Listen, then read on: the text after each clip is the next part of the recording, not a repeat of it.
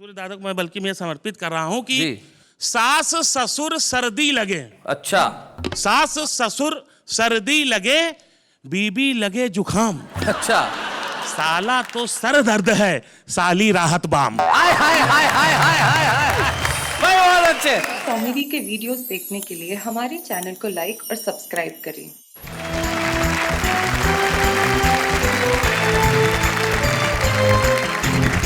स्वागत है आपका उसी शो में जहां पे आप कहने के लिए मजबूर नहीं होते, दिल से कहते हैं वाह वाह क्या बात है।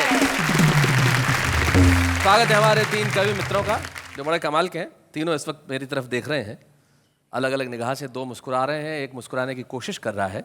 लेकिन जो मंच के इस कोने में जो बैठा है, पहला आदमी है जो मैंने देखा जो शादीशुदा है और जिसका नाम स्वतंत्र है। शादीशुदा होने के बावजूद स्वतंत्र हो, भाई कैसे ये कमाल कैसे है? आदमी जिंदगी में ना भी हो, कम से कम नाम से तो हो। नाम से तो हो कम से कम। तो आज बीवी से पूछ के आए हो? मैं जवाब नहीं दे सकता। आदमी कितना आजाद है कि जवाब नहीं दे सकता। अशोक स्वतंत्र, आपका स्वागत है इस शो के अंदर। इसके बाद हमारे वरिष्ठ कवि बैठे हैं सूर्य कुमार पांडे, जिनका नाम है और बड़े कमाल के कवि। और 1996 में इनकी एक पुस्तक जो आई थी उसका शीर्षक भी वाह वाह था। भाई क्या बात है, आज आप इस शो में जिसका नाम वाह वाह क्या बात है, क्या बात है। आप इन दोनों के बड़े भाई हैं और अशोक शर्मा के तो आप उम्र से भी बड़े भाई हैं और मस्तक से भी बड़े भाई हैं। न सन्यास का मन, न वैराग्य का व्रत। न सन्यास का मन, न वैराग्य का व्रत। अभी वो ही हरकत, वो हिम्मत, वो चाहत। आहा। बुढ़ापे में छेड़ो न किस्सा उल्फत, हाँ। जवानी की आदत यथावत सलामत। भाई देखिए, आपने कहा कि जवानी की आदत यथावत सलामत। आपने इसे काव्यात्मक पंक्तियों में कहा। जिन्होंने मुहावरा बनाया था उन्होंने एक लाइन में कह दिया था कि बंदर कितना ही बूढ़ा हो जाए गुलाट मारना नहीं छोड़ता। स्वागत है आपका सूर्य कुमार पांडे जी। अशोक शर्मा हैं जो दिल्ली में रहते हैं। क्या करते हैं दिल्ली में आप कविताएं लिखने के अलावा अशोक? दिल्ली में मैं पेट्रोलियम विभाग में हूँ। वो विभाग जिसने सारे देश को परेशान कर रखा है। हाँ ना, बढ़ते ही जा रहे दाम। बिल्कुल सही। वहां दाम बढ़ा रहे हैं या लोगों के चेहरों पे हंसी बढ़ा रहे हैं? इससे अच्छा क्या हो सकता है। आप तीनों का स्वागत है। आप तीनों के लिए एक बार मैं कहना चाहता हूं वाह वाह क्या बात है। तो तीनों हमारे साथ हैं। बोलो किसे बुलाया जाए सबसे पहले? उम्र की बात चल रही है तो आप हमसे बड़े हैं तो आप ही को ये मौका दिया जाए। क्या बात है। देखिए, महिलाएं कहीं भी ये जताने का कोई मौका नहीं चूकती कि वो उम्र में छोटी हैं, लेकिन आदमी का भूगोल अक्सर बता देता है कि इतिहास क्या रहा होगा। आपने काम मुझ पे सौंप दिया तो चलिए मैं उसी को बुला लेता हूं सबसे पहले जो स्वतंत्र है। अशोक स्वतंत्र, जोरदार तालियों से स्वागत करें।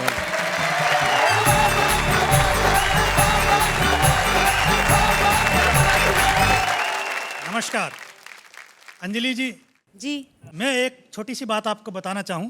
जब मैंने पहली बार आपको तारक मेहता कार्यक्रम में देखा तो एक बात मुझे बहुत ज्यादा खली। बाकी लोग जले हुए थोड़ी हैं जो आपको कह रहे थे अनजली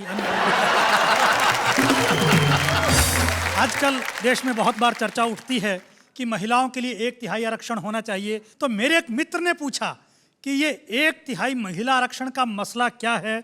तो मैंने 2 पंक्तियों के माध्यम से उस विधेयक का सार बताने का प्रयास किया है। देखिए, बताइए कि 1/3 महिला आरक्षण का सार यही है, घर के 3 कमरों में से 1 आपकी पत्नी का है और 2 आपके नहीं हैं।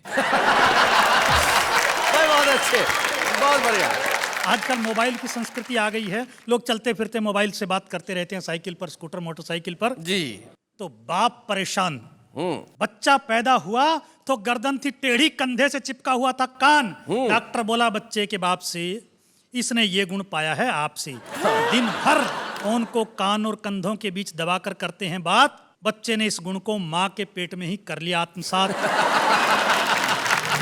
बाप बोला कैसे विश्वास करें आपके दृष्टिकोण पर, मेरे पड़ोसी पति पत्नी ऐसे ही दिन भर चिपके रहते हैं फोन पर। कल उनके यहाँ पैदा हुआ बच्चा तो बिल्कुल सही है। डॉक्टर बोला ऐसा नहीं है, वहां माँ बाईं तरफ फोन दबाती है, बाप दाईं तरफ फोन दबाता है। 2 गलतियों के जोड़ ने आश्चर्यजनक प्रभाव दिखा दिया, बच्चे को बिल्कुल सीधा बना दिया। बच्चे को बहुत अच्छे। डॉक्टर की बात चली है तो एक छोटी सी घटना आपको बताता हूं। देखिए कि एक डॉक्टर से उसकी प्रेमिका बोली, ऐ मेरे हमजोली रोज मिलते हो, कभी ये नहीं बताया तुम मुझे कितना प्यार करते हो। डॉक्टर बोला ऐसा नहीं कि मैं तुम्हारे लिए मर सकता हूँ, अच्छा पर तुम्हारा पोस्टमार्टम मैं फ्री में कर सकता हूँ। भाई क्या मोहब्बत है, बहुत अच्छा, बहुत अच्छा। अच्छा, डॉक्टर की बात हो नर्स की ना हो, ऐसा कैसे हो सकता कैसे है? हो सकता है? कि टल्लू राम को हो गया थोड़ा इन्फेक्शन, अच्छा। अस्पताल में नर्स देने लगी इंजेक्शन। 1.5 मिनट में ही ये स्थिति आ गई, जितनी दवा शरीर में गई उससे ज्यादा नर्स दिल में समा गई। माँ बाप ने दे दी पूरी आजादी, दोनों की करवा दी शादी। अब टल्लू राम की प्रॉब्लम देखिए, कहता है मेरी प्यार भरी बातें सुनकर उसकी आत्मा डोलती ही नहीं है, जब तक सिस्टर कहकर न पुकारूं वो बोलती ही नहीं। बहुत अच्छे। कवि सम्मेलनों में अलग अलग डिजाइन के कवि रहते हैं। जी जी जी अच्छा, वीर रस के कवि के साथ क्या स्थिति रहती है? जी। वीर रस का कवि घर पहुंचा तो देखा बेटे ने बहादुरी जताते हुए तोड़ दिया है घर का फर्नीचर और बाकी सारा सामान। बाप के दिल पर चली छुरी, बेटा अपने घर का सामान तोड़ने में कौन सी बहादुरी। बाप के ये शब्द बेटे के दिल पर कर गए चोट। बोला पिताजी याद करें आज से 10-12 साल पहले के हमारे परमाणु विस्फोट, जमीन हमारी, बम हमारे, फोड़े हमने और आपने पूरी दुनिया में जाकर मचाया शोर। देखो हमारी ओर हमारी बहादुरी के किस्से। अब मैं कहां से लाऊं अपने लिए परमाणु बम के किस्से, तो ये घर का सामान ही आया फोड़ने के लिए अपने हिस्से। भाई बहुत अच्छे, बहुत बढ़िया। मैं देश की राजनीति के बारे में 4 पंक्तियां सुनाकर अपना स्थान लेता हूं। जी। अपने देश में नेता हवा में किले बनाने में दक्ष होता है। जी जी। यहां हर पक्ष के अंदर ही उसका विपक्ष होता है, उससे भी बड़ा नजारा समक्ष होता है। यहां हर प्रांतीय दल में एक राष्ट्रीय अध्यक्ष होता है। क्या बात है, बहुत बढ़िया, बहुत अच्छे।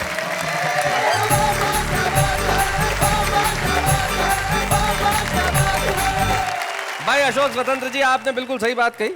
वीर रस के कवि के घर में ऐसा ही हो सकता है, बच्चा ऐसा ही कर सकते हैं। और सूर्य कुमार जी, आप तो बड़े पुराने कवि हैं, आपने देखा होगा वीर रस के कवि जब सुनाते हैं ना, भाई क्या करते हैं, कई बार तो खबर इतनी जोर से पढ़ देते हैं जैसे लगता है कविता है। एक वीर रस के कवि मंच पे आए और शर्मा बंधु का भजन बड़ा ही सुप्रसिद्ध, सूरज की गर्मी से जलते हुए तन को मिल जाए तरवर की छाया। अब इन्होंने वीर रस में पढ़ा, आगे खड़े हुए बोले सूरज की गर्मी से जलते हुए तन को मिल जाए तरवर की छाया, और ऐसा ही सुख मेरे मन को मिला है मैं जब से शरण तेरी आया। एक श्रोता खड़ा हुआ बोले भाया मेरे सोते बच्चे को क्यों उठाया। देखता हूँ अगली बार तुझे यहाँ कौन बुलाएगा वापस, इसको क्या तेरा बाप सुलाएगा। तो कुछ कविताएं जगाने का भी काम करती है, वो सिर्फ समाज को नहीं जगाती, बच्चों को भी जगा देती है। लेकिन एक व्यंगकार हमारे बीच में ऐसे हैं जो कुछ ऐसी कविताएं लिखते हैं जो हमारे भीतर कई सवाल जगाती है। अशोक शर्मा, जोरदार तालियों से स्वागत करें हमारे बीच।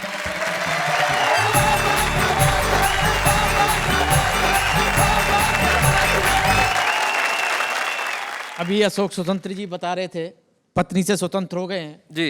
लेकिन कई पति ऐसे होते हैं जो स्वतंत्र नहीं हो पाते, बेचारे कई कोशिश भी करते हैं और कहां तक पहुंच जाते हैं। एक घटना से आपको जोड़ता हूं जी कि परेशान पति ने पत्नी से कहा जी कि एक मैं हूं जो तुझे निभा रहा हूं, हाँ, लेकिन अब पानी सर से ऊपर जा चुका है इसलिए आत्महत्या करने जा रहा हूं। अच्छा। पत्नी बोली ठीक है, लेकिन हमेशा की तरह आज मत भूल जाना और लौटते समय चक्की से आटा जरूर लेते आना। कई बार ऐसा होता है कि पत्नियां भी दुखिया जाती हैं जी। कि दुखियाई पत्नी ने पति से कहा कि तुम रोज रोज नदी में छलांग लगाने की कहते हो, एक बार भी लगाई। पति बोला चैलेंज मत कर वरना करके दिखा दूंगा, अभी तैरना सीख रहा हूं। बहुत अच्छे। जिस दिन आ जाएगा छलांग भी लगा दूंगा। कई घटनाएं हो जाती हैं साहब। जी। अच्छा, एक तो पति पत्नी के साथ ही हुआ कि सुबह सुबह पत्नी ने पति को जगाया, लो, पति बड़बड़ाया, बोले 2 मिनट बाद नहीं उठा सकती थी। ऐसी क्या जल्दी थी, कितना अच्छा सपना दिख रहा था, राजा हरिश्चंद्र बना मैं और मेरा परिवार चौराहे पर बिक रहा था। पत्नी बोली फिर 2 मिनट में वहां कौन सी तुम्हारे लिए रोटी सीख लेती। मैं बोला बेवकूफ, 2 मिनट में रोटी सीखती ना सीखती, पर कम से कम तू तो बिक लेती। सूर्य कुमार पांडे जी, पत्नी की बड़ी बात कर रहे हैं, आप कुछ कहना चाहते हैं? क्यों नहीं, इनका मैं इतना पत्नी पुराण सुन रहा जी। हूँ। अशोक शर्मा जी, आप कितनी मोहब्बत करते हैं, मैं तो ये कह रहा हूँ आप इन्हें देखिए और सुनिए। कितना शरीफ शख्स है, हाँ। पत्नी पे फिदा है। कितना शरीफ शख्स है, पत्नी पे कितना फिदा है। शरीफ शख्स है, पत्नी पे फिदा है। उस पे कमाल ये है कि अपनी पे फिदा है। अपना ही माल है, फिदा भी होना चाहिए उसमें। सही बात है। बड़ी बड़ी घटनाएं हो जाती हैं साहब। एक तो मुझे याद आ रहा है कि एक पति तैयार होके बिल्कुल नए से कपड़े पहन के जैसे ही निकला, वैसे ही पीछे से पत्नी ने पकड़ लिया। बोले कहाँ जा रहे हो? पति को गुस्सा आ गया, बोला मरने। बोले फिर नए कपड़े पहन कर क्यों जा रहे हो? सही बात है अच्छा, मैं तो बड़ा छुप के निकलता हूँ, जी। लेकिन एक बार छुप के निकल रहा था तब भी पकड़ लिया। बोले कहाँ जा रहे हो? मैंने कहा 1-2 घंटे के लिए बाजार जा रहा हूँ घूमने। बोले कहीं नहीं जाना, सब्जी मंडी चलना है। अच्छा। पत्नी के साथ सब्जी मंडी चला गया। मैंने देखा सब्जी मंडी में सब्जी वालों के बीच में एक डॉक्टर की दुकान थी साहब। अच्छा, डॉक्टर की दुकान। हाँ, अच्छा, मुझे बड़ा अटपटा लगा। मैं सब्जी वाले से बात कर रहा हूँ, आप कविता का आनंद उठा। जी।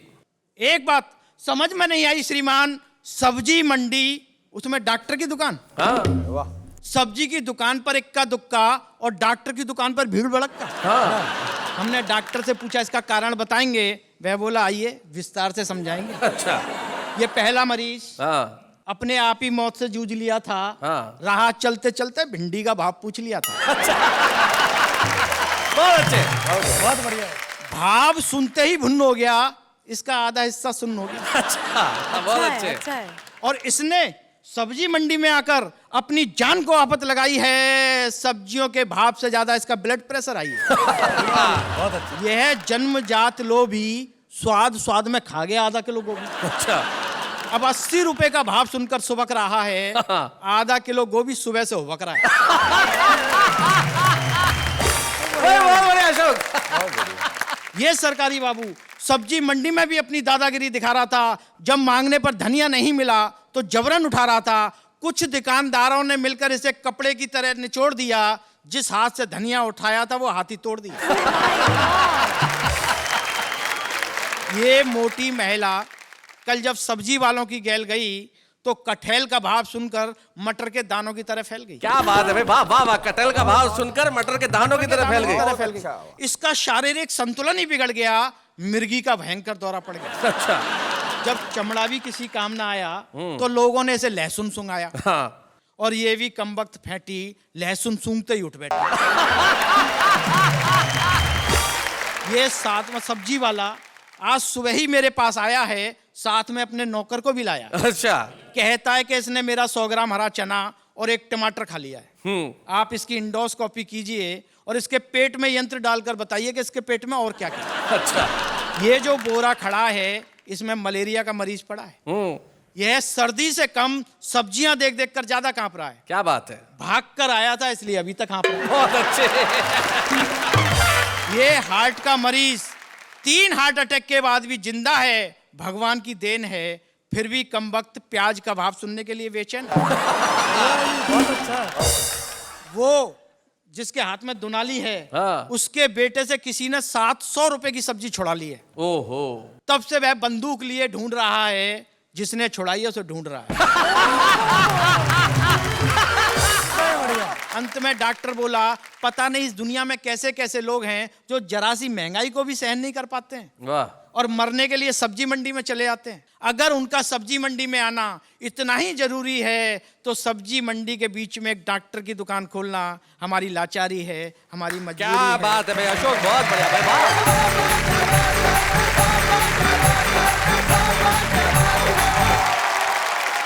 बहुत बढ़िया अशोक, आपने एक व्यंग कविता के माध्यम से हमारी इस महंगाई की लाचारी, हमारी महंगाई की इस मजबूरी पे जो कड़ा प्रहार किया। ऐसा दिन आ ही गया है, लेकिन जब तक कविता का प्रहार जिंदा रहेगा तब तक हम ये सवाल लोगों से और व्यवस्था से पूछते रहेंगे कि आखिर वो दिन कब आएगा जब देश के हर घर में दोनों वक्त बच्चे सब्जियां खाएंगे और हम ऐसी कविताएं लिखने पे हमें मजबूर नहीं होना पड़ेगा। लेकिन अशोक, बहुत बढ़िया कविता आपने सुनाई, जिसके लिए आपको बहुत बहुत बधाई। लेकिन आप बुलाते हैं हम एक ऐसे शख्स को जो कई सालों से सब्जियों के भाव पूछ रहे हैं। उम्र के उस दौर में खड़े हैं जहां पे बस खड़े हैं, लेकिन वो अपनी कविताओं के साथ अड़े हैं और अपनी हास्य कविताओं से आज भी जिस ऊर्जा के साथ, जिस एनर्जी के साथ कविताएं सुनाते हैं कि भाई उनका क्या कहना। सूर्य कुमार पांडे जी का सिर्फ नाम ही सूर्य नहीं है, सचमुच हास्य की कविता के आफताब हैं। आइए सूर्य कुमार पांडे जी।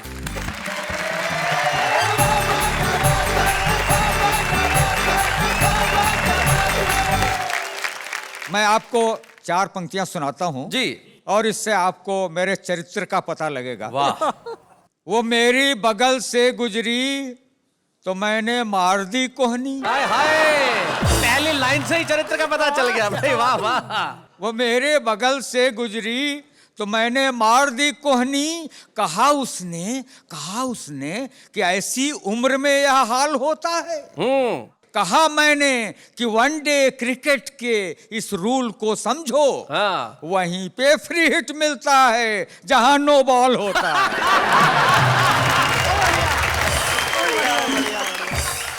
सुनेगा 4 पंक्तियां जी। कि मैं गंजा हूं तो इस चिकने घड़े का फायदा भी है। हाँ। इस चिकने घड़े का फायदा भी है, अगर चाहे भी कोई बाल बांका कर नहीं सकता। क्या बात है भाई, वाह वाह वाह वाह भाई, बहुत अच्छे। अगर चाहे भी कोई बाल बांका कर नहीं सकता। और है वो फिसलन कि रखते ही फिसल जाती है हर मुश्किल। कोई इल्जाम अपना मेरे सिर पर धर नहीं सकता। क्या बात है भाई, बहुत अच्छे, बहुत बढ़िया भाई, वाह। कोई इल्जाम अपना। और एक ने रखने की कोशिश की तो उसका नतीजा क्या हुआ बताता हूं कि हाफ मैं भी हो गया और हाफ वो भी हो गया। हाफ मैं भी हो गया और हाफ वो भी हो गया। इश्क में होना था जो इंसाफ वो भी हो गया। और उसने मुझको घिस दिया साबुन की बट्टी की तरह। अच्छा। झाग तो आया बहुत पर साफ वो भी हो गया। झाग तो आया बहुत पर साफ वो भी हो गया। और मेरे टक्कल पे हंसते हो। हाँ। अमा नादान हो तुम भी। जरूरी है नहीं यह हरे पत्तों पर जवानी हो। हाँ। जरूरी है नहीं यह हरे पत्तों पर जवानी हो। और ये गंजापन बताता है इमारत है नई अब भी। ये गंजापन बताता है इमारत है नई अब भी। छतों पे घास उगाती है घर बिल्डिंग पुरानी हो। भाई बढ़िया बात है, क्या बात है। तो और आपको 4 पंक्तियां और सुनाता हूँ। पतझड़ में भी बहार के रखता हूँ तमन्ना। देखी जहां हरियाली उसी ठौर रुका हूँ। हाँ, ठौर जगह। और यह पूछो मत कितने वसंत देख चुका मैं। यह पूछो कि कितनी बसंती देख चुका। ये अपने इश्क का बर्तन अभी भी गर्म है प्यारे। भला यह दाल कब अपनी गलाना छोड़ देता है। दाल कब अपनी गलाना छोड़ देता है। और बदन होता है बूढ़ा दिल की फितरत कब बदलती है। पुराना कुकर क्या सीटी बजाना छोड़ देता है। भाई बहुत अच्छे। तो नहीं ये भाप आशिक की हैं आहें जो उबलती हैं। नहीं ये भाप आशिक की हैं आहें जो उबलती हैं। नहीं सीटी ये चीखें हैं जो भीतर से निकलती है। और चढ़ा जो उम्र के चूल्हे पे गैस्केट हो गया ढीला। चढ़ा जो उम्र के चूल्हे पे गैस्केट हो गया ढीला। पुराने कुकर बेचारे की इसमें कौन गलती है। सही बात है। कुकर बेचारे की। और आपके लिए 4 पंक्तियां सुनाता हूँ जी। ढलती उम्र मोहब्बत मांगे नई जवानी से। अरे हसीनों बचना इनकी कारस्तानी से। फिसल न जाना कहीं ढलानों पर नादानी से। बाढ़ से ज्यादा खतरा होता उतरे पानी से। क्या बात है भाई, क्या बात है, उतरे पानी से। अंत में कहता हूँ कि हृदय एटीएम मध्य में कार्ड नयन के डाल। हृदय एटीएम मध्य में कार्ड नयन के डाल। और नोट फटाफट प्यार के तू चुपचाप निकाल। क्या बात है, वाह वाह वाह वाह।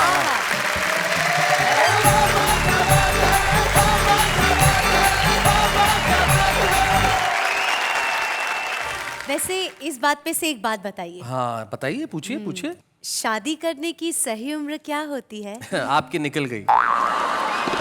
नहीं, मेरे कहने का मतलब ये है कि इस सवाल का जवाब मैं क्या, हमारे मित्रों से पूछते हैं। भाई आप बताइए अशोक शर्मा जी, आपके हिसाब से शादी करने की सही उम्र क्या होती है? जब मूड कर जाए। जब मूड कर जाए। भाई वाह वाह, क्या बात है। स्वतंत्र जी जरा आप माइक उठाइए। शादी उस दिन कर लेनी चाहिए जिस दिन आपकी पत्नी की हो रही है। बहुत अच्छे। पांडे जी। नहीं, ये लोग मजाक की बात कर रहे हैं। इनकी शादी की उम्र सही वही होती है जब आप 18 साल की हो जाएं जी, तो आपको कर ही लेनी चाहिए। अभी आप हुई कि नहीं हुई? अरे ये 18 साल और कुछ महीनों की हैं बस। अच्छा, मुझे ऐसा लगा कि अभी आप 18 से कम हैं। नहीं 18 साल और 120 महीने बस। जी खैर, उम्र की हम बात क्यों करें, शादी भाई किसी भी उम्र में करो, शादी करते ही आदमी की जो गिनती है वो बुजुर्गों में होने लगती है। हाँ और क्या अशोक, आज पता चला क्या कि सब लोग आपको इतना रिस्पेक्ट क्यों देते हैं, बुजुर्ग। तो रिस्पेक्ट अगर पाना है तो जिंदगी में सही उम्र में शादी कर लेनी चाहिए। लेकिन हमारे एक बड़े रिस्पेक्टेड गेस्ट हैं जो आज हमारे साथ हैं, जो बड़ा कमाल के अभिनेता है, और एक तो डायलॉग उनका इन दिनों इतना फेमस है जिसकी हद नहीं।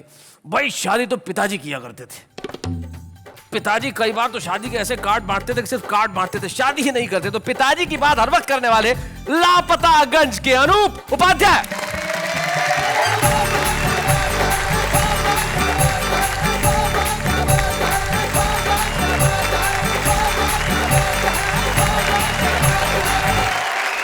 भाई अनूप उपाध्याय जी, बड़ी देर कर दी, मेहरबान आते आते पहले क्यों नहीं आया आप इस शो में? भाई देखिए, ऐसा है, आते तो पिताजी थे शैलेश जी। अच्छा। और आते थे तो फिर जाते नहीं थे। हाँ। जब लोग उन्हें भगाते थे तब जाते थे। हमने भी आपके पिताजी को ही बुलाया था, आए आप हैं। पिताजी थोड़े से व्यस्त हैं जी। तो जब वो व्यस्त होते हैं तो उनकी जगह हम आ जाते हैं। जी। मैं आपको बताऊं शैलेश जी, मैं अभी जो कविता कहने जा रहा हूं, पढ़ने जा रहा हूं, वो चमचों पर है। अच्छा। वैसे चमचे तो पिताजी थे। किसके चमचे थे पिताजी? हर खूबसूरत लड़की के। तो पिताजी मुझे बचपन में ये कविता सुनाते थे। उन्होंने ये नहीं बताया था गलती से कि इनके कवि कौन है। जी। मुझे माफ करिए कि नाम नहीं पता है शैलेश जी, इसलिए सुना। माफ कीजिए। जी जी। अगर चमचे नहीं होते तो मक्खन की महत्ता को समझ पाते नहीं प्राणी। वाह न जिंदाबाद के नारों को मिल पाती अमर वाणी। वाह। और सभाओं में जुलूसों में कभी क्रंदन नहीं होता। हाँ। किसी बिल्ली के माथे पर पुता चंदन नहीं होता। क्या और बात? गधों का इस तरह महफिलों में अभिनंदन नहीं होता अगर चमचे नहीं होते। आज की महफिल में आपका अभिनंदन है। आप कहना चाहते हैं कि हम गधे हैं? अरे नहीं सर। वैसे मैं ये कहने में कोई वो नहीं करूंगा, वैसे गधे तो पिताजी थे।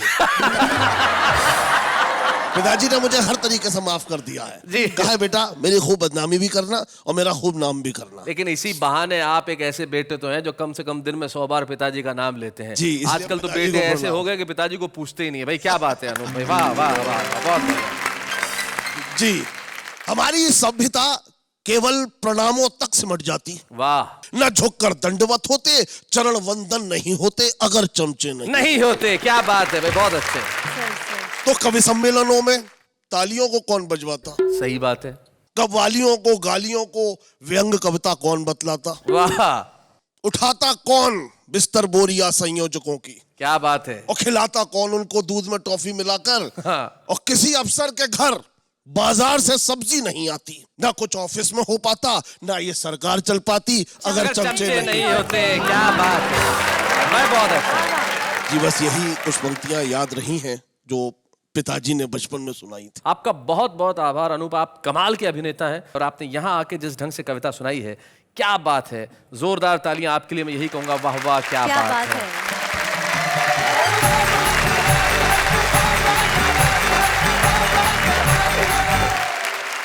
भाई चमचा का होना बड़ा आवश्यक है, चमचे बड़े कमाल के होते हैं। इस पे मुझे एक बहुत छोटी सी कहानी याद आ गई। हुआ यूं कि एक बार अकबर जो है वो बैंगन खा रहे थे, बीरबल पास में ही खड़े थे। तो अकबर को सब्जी इतनी बुरी लगी कि क्या सब्जी है, हाँ ये किसने सब्जी बनाई, घटिया सब्जी।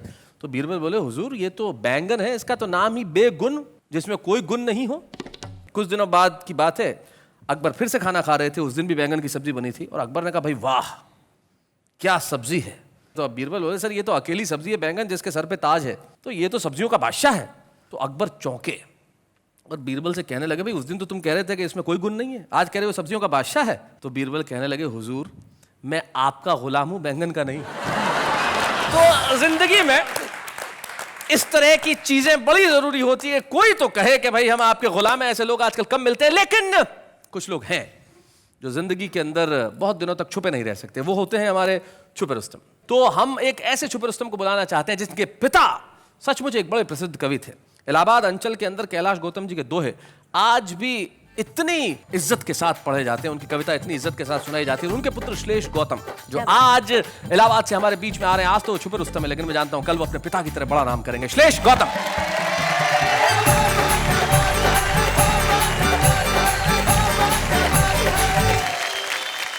एक मुक्तक से शुरुआत करना चाहूंगा। पहले तो इस पेट के लिए बधाई। क्या मेंटेन करते हो श्लेष, क्या कमाल का मेंटेन किया है। इसकी अर्जेंसी यह है कि हम सिर्फ कवि सम्मेलन या चैनलों पे ही नहीं बुलवाए जाते जी। सड़क निर्माण विभाग को जब रोड रोलर फेल हो जाता है तो हम वहां चलवाए भी जाते हैं। हमारी उपयोगिता वहां भी है। बहुत अच्छे। देखिए एक मुक्तक की। हाँ। जहां पर दूरियां पनपे वहां पर पास लिख देना, हाँ, जहां पर दम निकलता हो वहां पर सांस लिख देना। क्या बात। तुम्ही उम्मीद भारत की है, तुमसे इल्तजा इतनी, बदल देना व्यवस्था को, नया इतिहास लिख देना। क्या बात है, वाह वाह वाह, बहुत अच्छा। नया इतिहास लिख देना। अब भैया एक ससुराली बीमारी पे एक दोहा है हमारा। ससुराली बीमारी। ससुराली बीमारी पे आदरणीय सूर्य दादा को मैं बल्कि मैं समर्पित कर रहा हूं कि जी। सास ससुर सर्दी लगे। अच्छा। सास ससुर सर्दी लगे, बीबी लगे जुखाम। अच्छा। साला तो सर दर्द है, साली राहत बाम। हाय हाय हाय हाय हाय हाय हाय, बहुत अच्छे, क्या बात है। और अक्सर बात हो जाती है, शादी की बात चली, उम्र की, तो जी। 4 लाइन मैं निवेदित करता हूं कि किताब अच्छी हो तो पेज मत देख, किताब अच्छी हो तो पेज मत देख, भूख लगी हो तो वेज नॉन वेज मत देख, तू 20 का है और वो 40 की तो क्या, दिल लगा हो तो एज मत देख। बहुत अच्छे। एक महापर्व है वैलेंटाइन, लेकिन उसको लेकर के शासन प्रशासन और पार्टियों का इतना मतलब कड़ाई रहती है। तो एक भविष्य की भी तस्वीर मैंने खींची है। देखिए कि अब प्यार के इजहार पर पाबंदियां होंगी, अब प्यार के इजहार पे पाबंदियां होंगी, पर पाबंदियां होंगी। अब प्यार के बाजार में भी मंदियां होंगी। रहा ये हाल तो फिर दोस्तों आगे यही होगा, मजनू के हाथों लैलाओं की राखियां होंगी। क्या बात है। और देखिए कैलाश गौतम जी का दोहा कि पन्नी पर पन्नी चली, हाँ, हुए पंच सब टंच। अच्छा। सबसे ज्यादा टंच जो वही हुआ सरपंच। देखें ये हमारे आपसे जुड़ा है जी। समाचार के नाम पर जनता है कंफ्यूज। देखिए भैया हिंदी और अंग्रेजी को भी हमने दोस्ती कराने की कोशिश क्या की बात है, क्या बात। समाचार के नाम पर जनता है कंफ्यूज, 20 मिनट का विज्ञापन, 3 मिनट की न्यूज।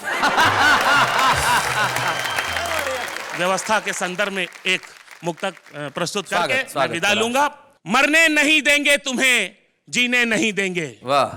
मरने नहीं देंगे तुम्हें, जीने नहीं देंगे, देंगे 1000 जख्म पर सीने नहीं देंगे। अंधी है सियासत यहाँ शातिर है हुक्मरा, पानी तुम्हें देंगे मगर पीने नहीं देंगे। भाई क्या बात है भाई, वाह वाह वाह वाह भाई, बहुत बढ़िया। श्लेष आपने कहा कि व्यवस्था ऐसी है कि पानी तो देंगे लेकिन पीने नहीं देंगे, लेकिन वाह वाह क्या बात की व्यवस्था ऐसी नहीं है। हम चाहते हैं कि आप जमाने को दिखें और इतना अच्छा लिखें कि उसके लिए हम आपको एक स्मृति चिन्ह के रूप में कलम प्रदान करना चाहते हैं, और उस कलम की नोक से आप ऐसी कविताएं उगलें कि लोग आपके लिए घनघोर तालियां बजाएं। तो आइए, वाह वाह क्या बात है कि मंच से मिलके हम देना चाहते हैं श्लेष गौतम को एक स्मृति चिन्ह। जोरदार तालियां।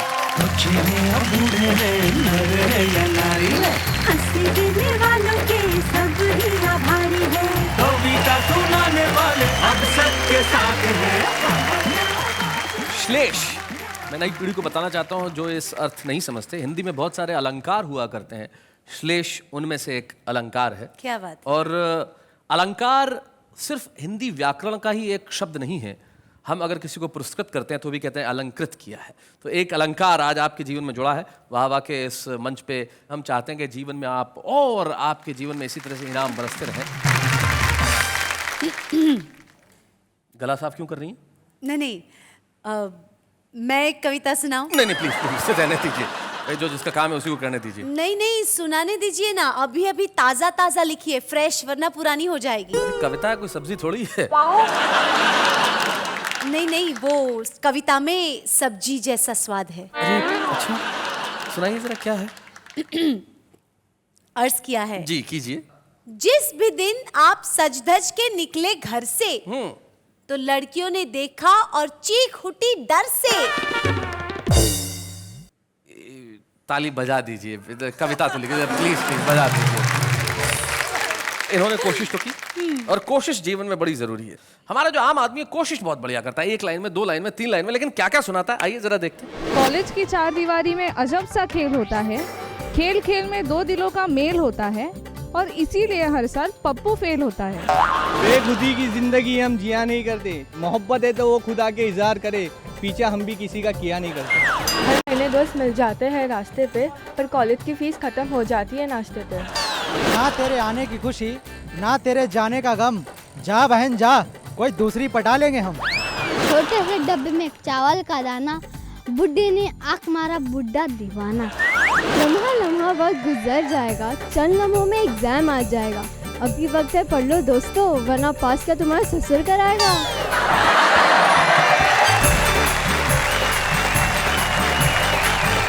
सूर्य कुमार जी, आपने कभी ऐसी शुरुआत की थी, इस तरह की कोई तुकबंदी की थी कभी? मेरी तरह। हाँ, क्यों नहीं की। मसलन किस तरह की थी, कोई याद है आपको? जैसे बहुत एक बार वो हो गया थोड़ा सा क्या कहते हैं, असफल हो गए। हाँ, जी। तो मैंने लिखा था कि फूलों का बिस्तर मांगा था पर कांटों की सेज मिली, जिस पे पहली लाइन मारी वो लाइन इंगेज मिली। देखिए, सूर्य कुमार पांडे ये कहते हैं एक बार जब असफल हो गए, लेकिन उसके बाद जो सफलता की सीढ़ी उन्होंने चढ़ी, तो आज वो इस मंच पे हमारे आज सम्मानित कवि के रूप में है। हमें इस मंच को बड़ी खुशी होगी जब हम सम्मानित करें सूर्य कुमार पांडे जी को।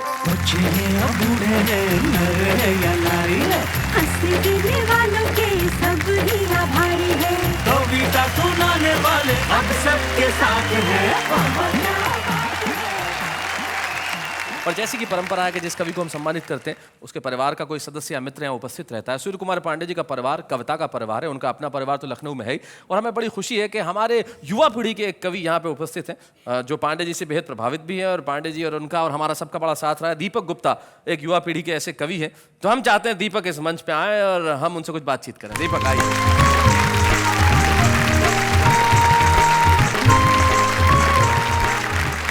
दीपक, स्वागत है आपका।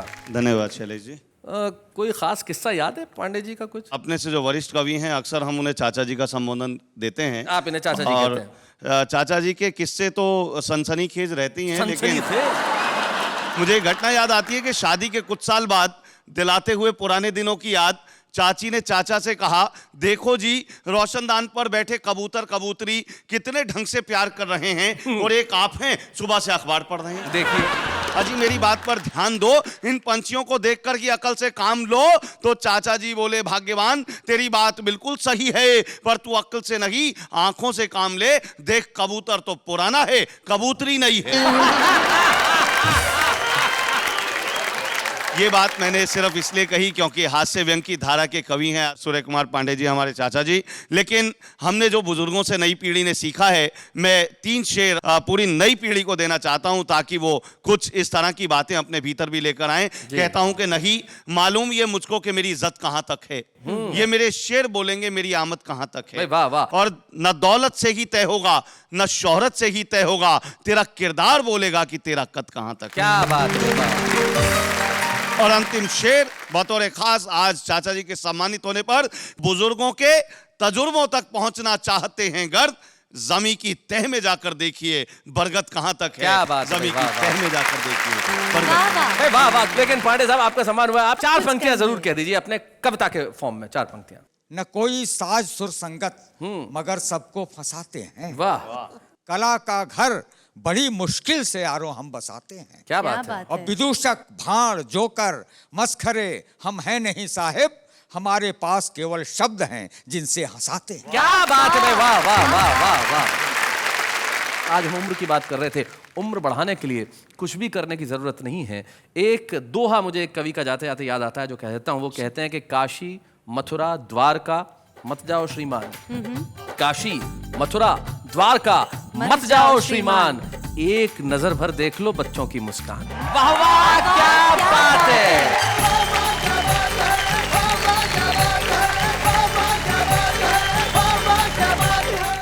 कॉमेडी के वीडियोस देखने के लिए हमारे चैनल को लाइक और सब्सक्राइब करें।